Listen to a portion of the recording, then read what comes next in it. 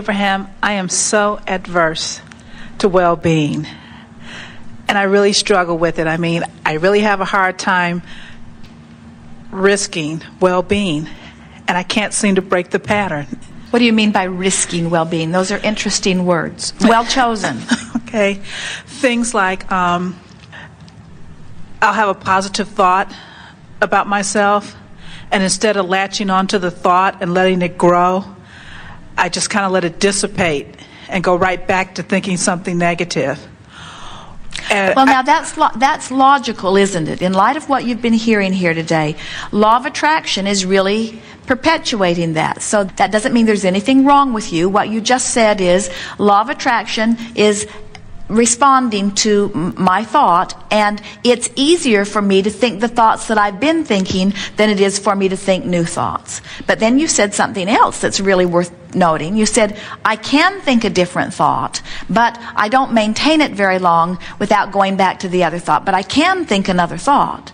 So now you want to just soothe yourself a little further by saying, well, I can think another thought, and while I don't always maintain the new thought, I do have the ability to think another thought, so I guess I could just try to think it more often, and maybe I'm hoping that as I think the new thought, that the new thought will get a foothold and it will become easier and easier to think. And I'm willing to watch for evidence of that. And maybe if I don't take the thoughts that I have the most habit of thinking and try to change them, maybe if I just reach for some new thoughts, I can show myself that I do have the ability to think new thoughts, and then gradually I can tiptoe into changing some thoughts. But mostly I'm doing pretty good, and while I could do better, I'm not really unhappy with how I'm doing, and I am working to think thoughts that feel a little better. And you see what we're doing?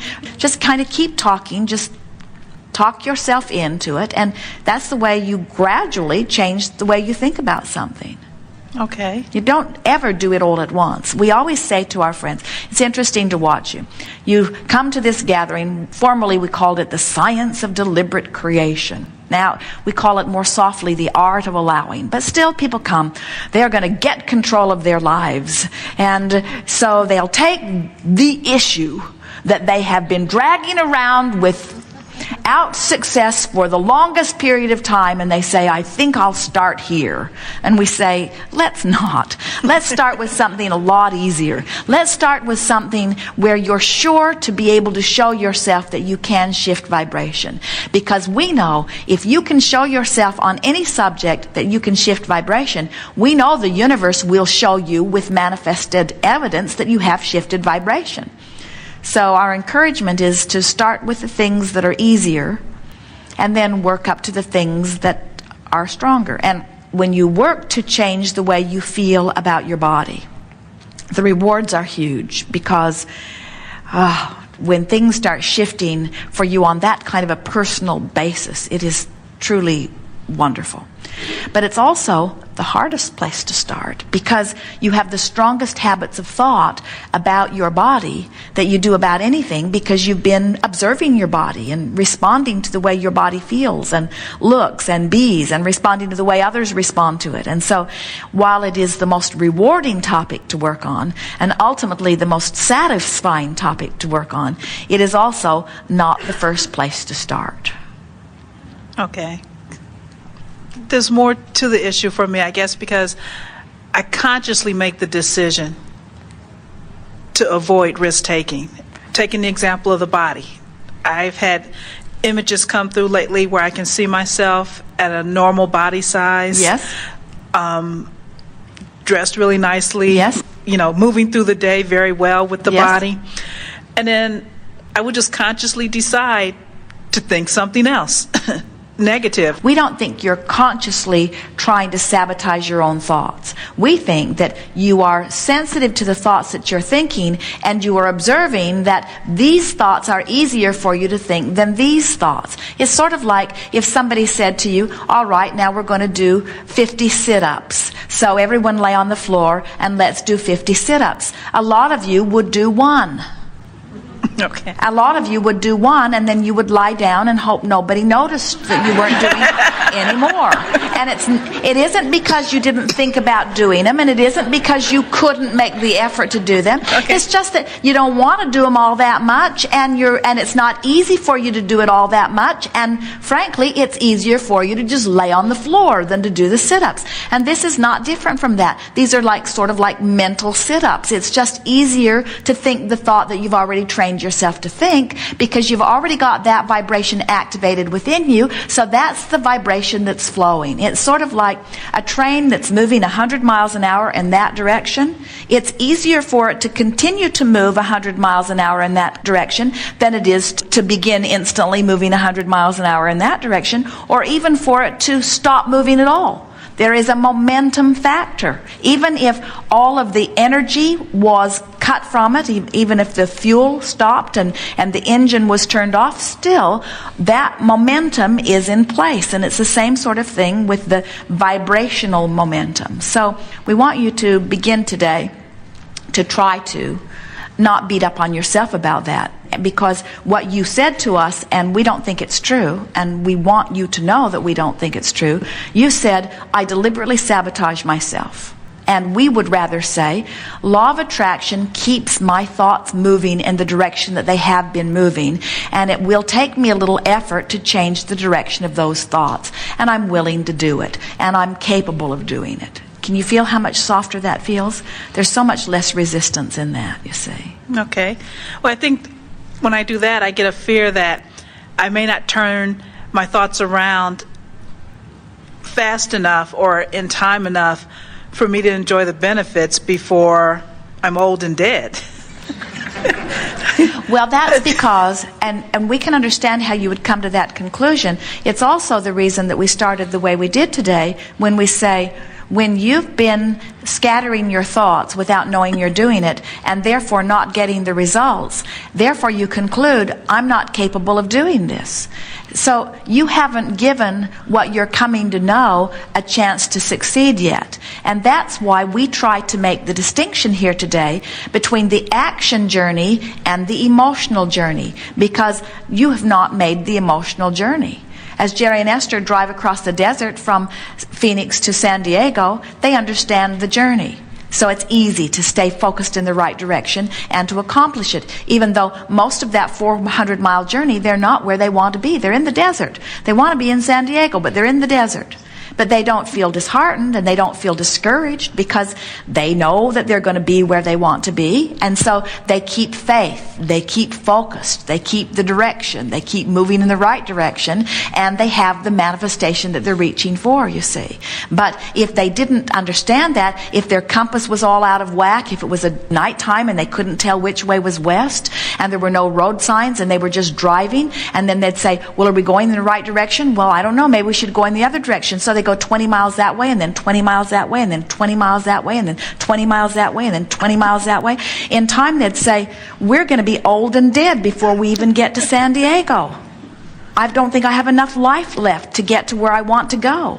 And we say, when you get focused and faced in the right direction, you're going to get there, you see. But how are you going to know? How do you know that you're moving in the right direction? Because the thought feels good. It's a thought that I like me, and it's a thought that it's going to be all right, and it's a thought that I'm not bad, and it's a thought that I have not wasted my life. Those are the beginning of turning the negative thought to the positive thought. I can do this, and I don't have to do it all at once, and I'm going to figure this out. And I know there's other people that have been right where I am that have figured it out, and I don't need to take the same path that anybody else has taken. And I can make myself feel better, and I feel good a lot of the time right where I am. And I'm not unhappy with myself. I love myself in so many ways. And I'm going to love myself even more as I get more into vibrational alignment with what I'm wanting. And I have a good body. I have a responsive body. I've got all of these cells. I adore my body in so many ways. I love my mind, and I love my skin, and I love my muscles, and I love my bones, and I love my eyes. I love my nose. I love my ears. I love this body. This is a good body, and this body will become that which I want it to be. And I understand that my body is responding to the image that I've picked up on it. And I don't know exactly how I formulated this image, but I do accept that the image that I've formulated, that the way I feel about my body, is the way it's now showing itself to me. And I believe that I can gradually change this image, not all at once. I wouldn't want to change it all at once. If I could change the image all at once and my body would drastically change, it would be hard on my body. I want to lovingly evolve this body so that it matches the image that I have. And those glimpses of myself in my body, feeling good and looking good, I'm going to encourage them. I'm going to think them as much as I can, and I'm going to look at other beautiful people, and I'm going to enjoy the beauty of them, and I'm going to expect good things to come to me, and I'm just going to do it gradually and softly and easily and joyfully. Not because I want Decatur, Indiana to fix my motor coach when I get there, but because it feels better to think this thought now. I can be fat and happy, or I can be fat and unhappy. And I can be on my way to slender and happy, or on my way to slender and unhappy. In other words, make the decision and then make the decision feel good. Make the decision feel good, make the decision feel good. And this is certainly a situation where you have to decide. We wouldn't say it out loud to a lot of people because a lot of people wouldn't understand. But you've got to decide that how other people see you is no longer an issue. That it's your relationship with you. I feel a little better in this moment than I just did. And overall, I feel a lot better today than I did yesterday. And I just keep feeling better and better and better. I feel good. I feel good. We want you to be comfortable with yourself. We want you to like yourself. And we want to announce to you and everybody else, you're a work in progress, you're a work in progress, you are incomplete, incomplete, incomplete, incomplete, incomplete. So to announce yourself as finished, and that's sort of what you're doing. Here I am, and this is where I am, and I'm afraid that this is where I will always be right up to my death. Well, this isn't who you will be right up until your death. You're a changing being. But you know what?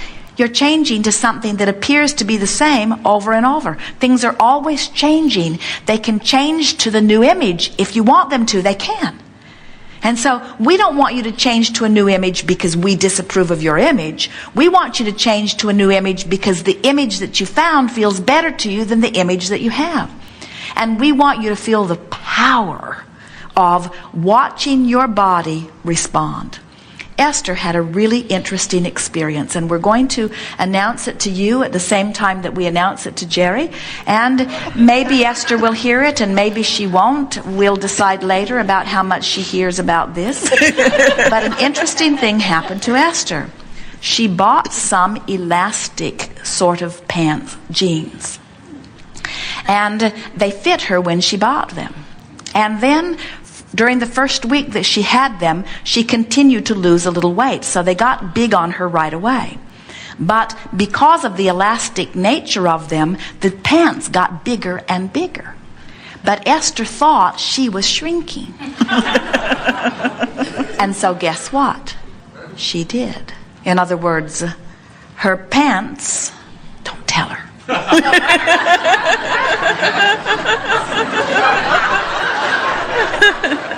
Her pants gave her the feeling sensation of shrinking. And she began announcing to Jerry, look at this, look at this, look at this, look at this, look at this, look at this, look at this. She got into the vibrational vibe of shrinking, and then she began to shrink. The way you feel is everything. Much of the world would say, oh, you're delusionary. Much of the world would say, oh, you're in denial. And we say, whatever it takes to tweak the way you feel, because the way you feel is everything, you see. People who feel beautiful are beautiful. People who feel fat are fat. People who feel thin are thin. People who feel smart are smart. People who feel dumb are dumb. In other words, the way you feel is the way your body responds to your environment every single time, no exceptions, you see. So get some stretchy pants and announce to yourself that you are shrinking.